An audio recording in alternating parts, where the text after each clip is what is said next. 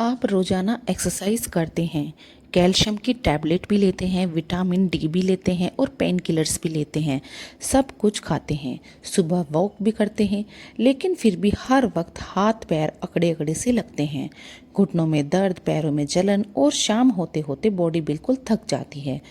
अगर आप सोचते हैं कि यह सब शायद आपकी उम्र का असर है, तो मैं आज आपको एक ऐसी बात बताने वाली हूँ जो शायद आपने पहले कभी नहीं सुनी होगी। प्रॉब्लम आपकी उम्र से नहीं होती, प्रॉब्लम होती है आपकी बॉडी के अंदर चल रहे साइलेंट डैमेज से। और सबसे शॉकिंग बात जानते हैं क्या है? यह डैमेज रिपोर्ट में भी नहीं पता चलता है। अगर आप टेस्ट कराते हैं ये तब भी नहीं पता चलता है। आप सोचिए, अगर सच में सिर्फ उम्र की वजह से होती ये बात, तो 40-45 साल के कुछ लोग इतने एक्टिव कैसे होते, और कुछ लोग 35 की उम्र में भी थके हुए नजर आते हैं। किसी को जॉइंट में पेन होता है, किसी को पैर भारी लगते हैं, किसी को चलने में दर्द होता है और किसी का पूरा दिन एनर्जी लो रहती है। और ज़्यादातर लोग इसके लिए दर्द की गोलियां लेना शुरू कर देते हैं, कैल्शियम की टैबलेट लेना शुरू कर देते हैं, या फिर मान लेते हैं कि अब तो उनकी एज हो गई है, अब ऐसे ही जीना पड़ेगा। लेकिन असल दुश्मन कुछ और ही होता है जिसके बारे में हम सोचते नहीं।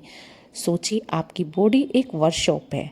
इस वर्कशॉप में रोजाना थोड़ा थोड़ा वियर एंड टियर होता रहता है, यानी मशीनों में हल्की फुल्की इश्यूज आती रहती हैं, जो कि एकदम नॉर्मल है। क्योंकि जाहिर सी बात है, जब कोई मशीन काम करेगी तो उसमें वियर एंड टियर तो होगा ज़रूर। लेकिन जब इस वियर एंड टियर को हल्की फुल्की ऑयलिंग से या फिर थोड़े बहुत नट बोल्ट कसकर ठीक किया जाए, तो ये छोटी मोटी जो वियर एंड टियर धीरे धीरे जमा होने लगती है और एक बड़ी प्रॉब्लम का रूप आने वाले टाइम में ले सकती है। इसी तरह 35-40 साल के बाद हमारी बॉडी में उम्र ढलने लगती है, तो 3 सबसे बड़े बदलाव आने शुरू हो जाते हैं। और ये बदलाव है इन्फ्लामेशन, वीक सर्कुलेशन और इंसुलिन रेसिस्टेंस। इन्फ्लामेशन मतलब बॉडी के अंदर ही अंदर जल रहा एक तरह की आग। वीक सर्कुलेशन मतलब रिपेयर मटेरियल जो है वह टाइम पर जगह पर नहीं पहुंच पा रहा है।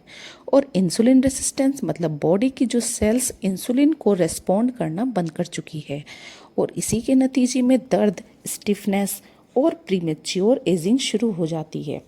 मैं पिछले कई सालों से एक चीज़ नोटिस कर रही हूँ, ज़्यादातर 35 से 60 साल की एज ग्रुप में जो लोगों की रिपोर्ट्स बिल्कुल नॉर्मल होती है, या फिर शुगर हो सकता है हल्की फुल्की, बॉर्डर लाइन हो, कैल्शियम थोड़ा ठीक होता है, कई बार कुछ कम होता है, विटामिन डी भी कहीं ऊपर नीचे आ जाता है। यानी देखने में तो ऐसा लगता है कि कोई सीरियस इशू नहीं है, ठीक है, थोड़ा बहुत 19-20 है, लेकिन फिर भी बॉडी साथ देना छोड़ देती है।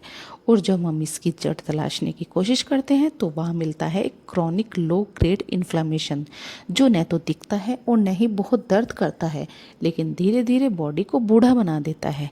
और यहीं पर आती है एक सिंपल सी चीज़ जिसे हम सिर्फ डायबिटीज़ का नुस्खा मानते हैं, लेकिन वो इसके लिए बहुत ही बढ़िया है, और वो है मेथी दाना।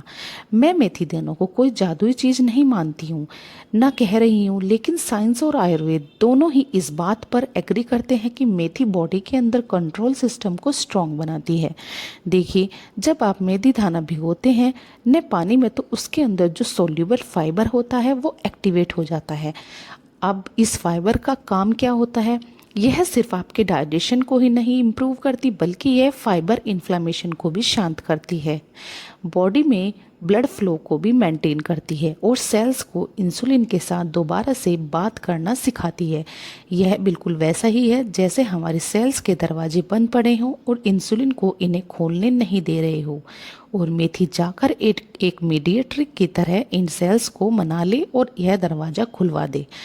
अगर आप 35 साल से ज़्यादा उम्र के हैं, चाहे मेल हो या फीमेल हो, अगर आपको सुबह में जोड़ों में दर्द या अकड़न महसूस होती है, दिन भर थकान सी रहती है, बेली फैट बढ़ता है, तो इस इंसुलिन जो कि इंसुलिन रेसिस्टेंस की को शो करता है, या आपको शुगर की फैमिली हिस्ट्री है, या फिर आपके अंदर बुढ़ापा जल्दी आ रहा है, आपकी स्किन खराब होती जा रही है, आपको लग रहा है कि मेरी तो एज इतनी नहीं है लेकिन मेरे अंदर प्रॉब्लम जल्दी आ रही है, तो आपको मेथी दाना आज से ही लेना शुरू कर देना है।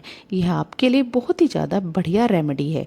जब आप रोज़ाना सुबह भीगी हुई मेथी को लेते हैं न, तो बॉडी के एक सिग्नल मिलता है और वो सिग्नल क्या है जानते हैं? वो सिग्नल यह है कि अब सर्वाइकल मोड बंद करने का और रिपेयर मोड चालू करने का टाइम आ गया है। और इसलिए कुछ लोग ऐसा कहते हैं कि भीगी हुई मेथी दाना खाने से उम्र तो बढ़ती है लेकिन बॉडी जवान रहती है।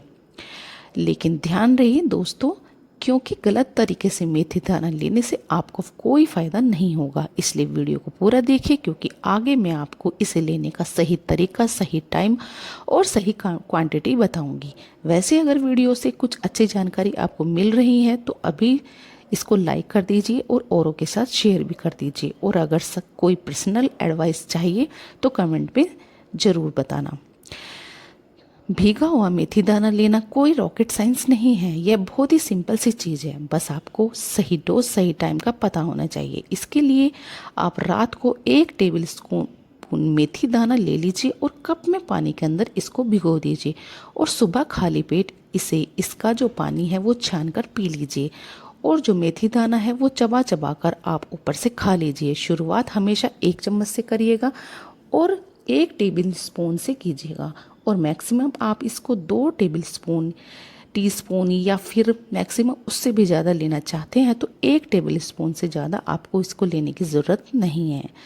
शुरुआत हमेशा कम से कीजिए और फिर धीरे धीरे इसकी डोज बढ़ा दीजिए।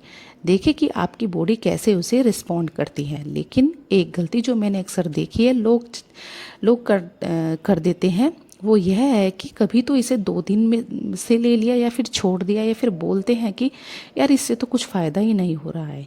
दोस्तों देखिए, याद रखिए, ये कोई पेन किलर नहीं है जो कि तुरंत आपकी बॉडी को ख़त्म कर देगा।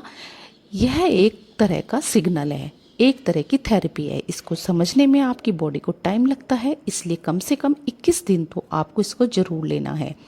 ये नुस्खा ट्राई कीजिए एंड बेस्ट रिजल्ट के लिए रिकमेंड करूँगी कि 3 से 4 महीने आप इसको रेगुलर जरूर लें। दोस्तों 3 से 4 महीना लेना है, यह सुनकर फिक्र मत कीजिए, क्योंकि जब सही क्वांटिटी और सही तरीके से आप उसको ले लेंगे तो इससे कोई भी साइड इफ़ेक्ट आपको नहीं होगा। और हाँ, यह सिर्फ दर्द के लिए नहीं बल्कि पूरी बॉडी की एजिंग प्रोसेस को स्लो करने के लिए एक बहुत ही कमाल का घरेलू उपाय है। कमेंट करके बताइए आप में से कितने लोग ऐसे हैं जो सुबह उठते ही हाथ पैर में अकड़न महसूस करते हैं, और क्या आपने कभी मेथी को ट्राई किया है या नहीं किया है, यह भी मुझे कमेंट करके ज़रूर बताइए। दोस्तों हेल्थ का मतलब सिर्फ रिपोर्ट्स ही होना नहीं होता। हेल्थ का मतलब होता है कि बॉडी का हल्का फील होना, बॉडी के में फ्लेक्सिबिलिटी का होना और ज़िंदगी को पूरी तरह से एंजॉय कर पाना। वैसे अगर यह वीडियो आपको पसंद आई हो तो आप यहाँ पर लाइक ज़रूर कीजिएगा। तो मिलते हैं इसी तरह की अगली वीडियो के साथ। और हाँ दोस्तों, अगली वीडियो मुझे किस टॉपिक के ऊपर बनानी है मुझे कमेंट करके ज़रूर बताना। तब तक के लिए till then bye bye, stay beautiful always.